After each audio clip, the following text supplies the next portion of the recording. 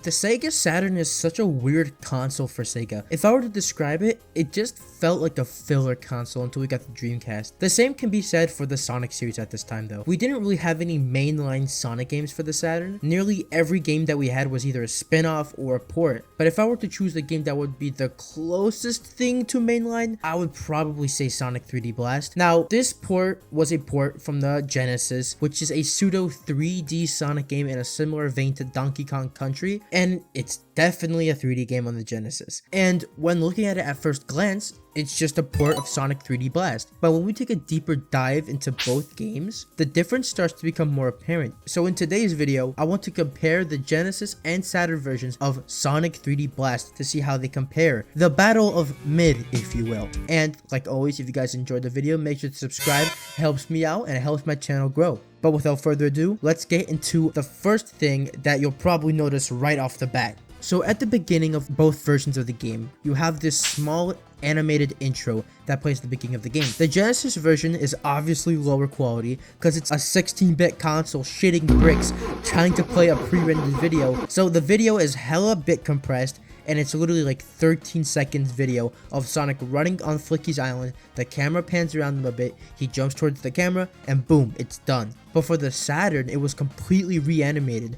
Now, I'm going to be showing the one they used for PC because it's literally the same thing, but it's just a higher FPS. It just makes for a more pleasant viewing experience. First off, the cutscenes are much longer, and it actually does a really good job at telling you what the game is going to be about. It has Sonic running around Flicky's island, then he attacks the Badniks to free the Flickies. Then they end up following Sonic, and then they go through the portal, and then you get to the title screen, which has also changed to have a sky background rather than a black screen. So when comparing the two, it's very clear that since the Saturn can run actual videos without wasting ROM space, they were actually able to do more with it, and overall it's just a better intro. Now we can actually start talking about the games itself and the differences between them. Now, right off rip, you can tell the differences between the two, right? When looking at the Genesis game, the detail is definitely much lower.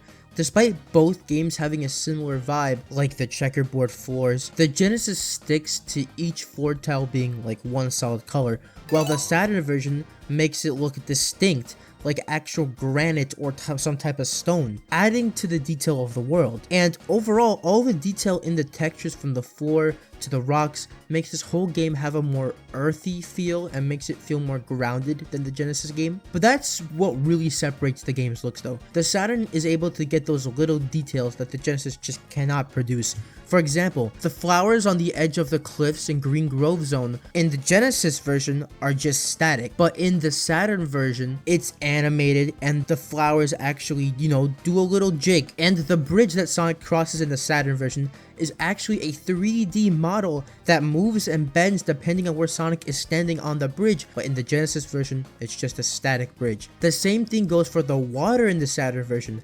It's actually a 3D model that allows it to flow like actual water, while in the Genesis version, it's just a sprite texture. And this level of detail can be seen all over the game in all of the levels, adding to the atmosphere and immersion. Like in Rusty Ruins, the whole level is caked in a thick layer of fog that adds that abandoned feeling of the stage. The level also just has a whole bunch more detail, like the cobwebs and the rainfall, all of which is missing in the Genesis version. Diamond Dust Zone has actual snowfall in the Saturn version, whereas there is none in the Genesis. In Volcano Valley, there's smoke and mist coming from the volcano on the Saturn, and I think you get the idea at this point. The Saturn was able to produce so much more detail to make the levels feel more grounded and alive than in the Genesis version, but there are some times where I feel like it is a bit overdone, like in Spring Stadium where the floor has just this weird gloss look, and it just strains my eyes and it makes the whole thing really hard to see. But overall, the added detail to the Saturn compared to the Genesis is a great improvement.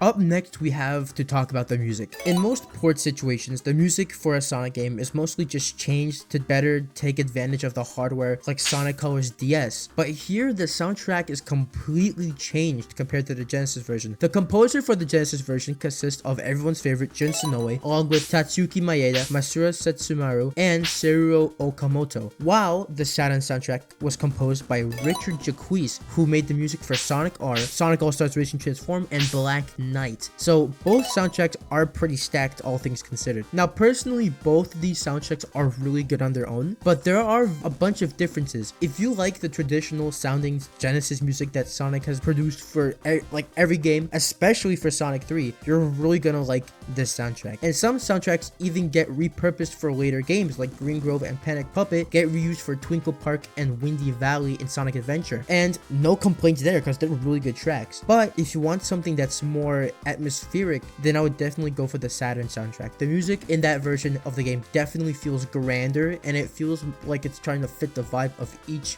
stage better. And I think that's both a positive and a negative. For example, when listening to both versions of Rusty Ruins, the Genesis goes for a more familiar New Jack Swing vibe that the Genesis games have been known for.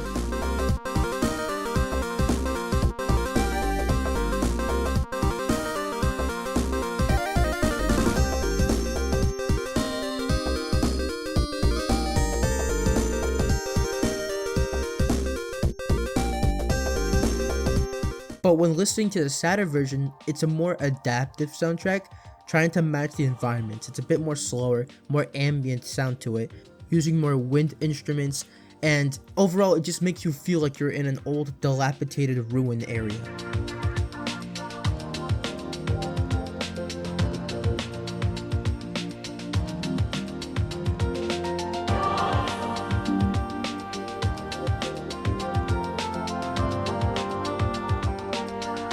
But sometimes that effect of trying to match the environment kind of falls flat. For example, in Diamond Dust Zone, the Saturn version sounds like a snow level, like any snow level. It has the chimes in the back and the generic Santa sleigh shingles, but it just feels generic to me. I don't know.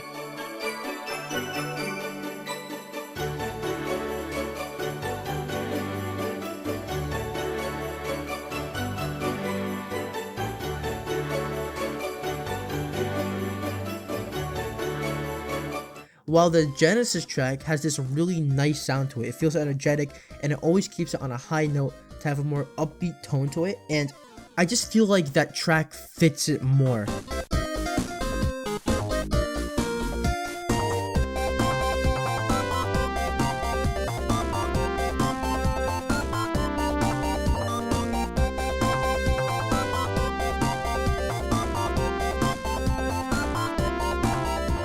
But when it really comes down to it, it just comes to preference, because in my opinion both tracks are really good, but for me I tend to swing more to the Genesis side because it just sounds timeless, you know, but the Saturn OST is still pretty damn good. Finally, I want to talk about the small miscellaneous stuff, just the little details that no one really misses. Now, starting off with the smallest detail is that the special stages are completely different. Yeah, so anyways, in the Genesis version, the special stages consist of Sonic running in like a straight line, collecting rings to avoid bombs. Kind of like your basic Sonic special stage. But it gets kind of annoying since the perspective is kind of off. But the Saturn version is literally just Sonic 2's bonus stage. It's the same thing, you just run in a half pipe and collect rings to get Chaos Emerald. And despite that, neither version has a supersonic. So for both versions of the game, there is a good and bad ending when you either collect the Chaos Emeralds or you don't. And then the Genesis version, it's just a picture with text saying thank you Sonic, or say Sonic you messed up. But in the Saturn version, they actually made 2 whole new CGI cutscenes for the good and bad endings of the game. And that basically wraps up all of the major and cool changes between the different versions of Sonic 3D Blast. This game is an anomaly, man, because it doesn't feel like it should have released on the Genesis. It feels like they just wanted to be like, oh, look at this cool 3D stuff that we can do, just like Donkey Kong. But it just feels like it was held back by the technology. At least with Donkey Kong, it was still a 2D game just using like cool 3D graphics. Here they try to give you the whole package, but it just ended up feeling annoying to play because the perspective was just freaking fighting against you. But that is neither here nor there. It doesn't really matter if you play it on Genesis or Saturn. The gameplay doesn't change at all, unless you play this director's cut, which is made by the original creator of the game. So when it comes down to finding the best version of the game, it really comes down to personal preference. Like, do you want more detail, but do you want to sacrifice that detail for a different soundtrack? So in the end, it's all up to preference. But if we want to talk about pure technicality and about the actual specs of the game, the Sega Saturn version is technically the better version. So there you go. But that's all I have to say for today, ladies and gentlemen. If you guys enjoyed the video, make sure to like, subscribe, turn on notifications, and comment down below what y'all think. Do you guys prefer the Genesis version? Do you guys prefer the Saturn version? Do you guys prefer the PC version? Do you guys prefer Sonic Blast for the Game Gear? I know somebody does in the comment section.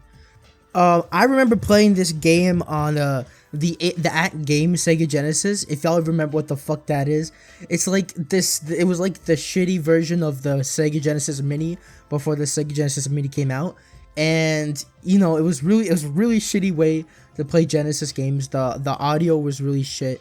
The colors were off. But they had Sonic 3D Blast. I played a little bit of it, and I'm like, all right, this is kind of annoying. I don't want to play it again.